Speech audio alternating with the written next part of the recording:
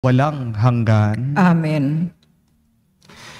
Our prayers may not work, and yet our prayers are still useful to us.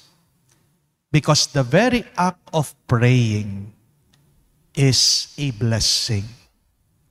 Kaya nga po sa araw na ito, ang aking assignment sa inyo, kung kayo po ay magdarasal, huwag muna kayong humingi.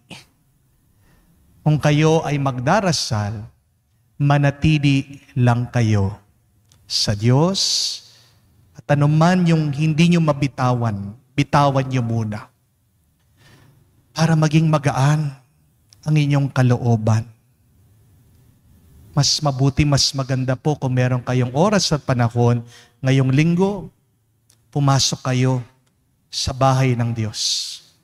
Kamuka sa ating pag-uwi, pagkapasok mo sa inyong bahay, binibitawan mo lahat na nakakabigat sa iyo. Mga kapatid, umuwi kayo sa bahay, tahanan ng Diyos, ang simbahan. Iwan mo lang sa Kanya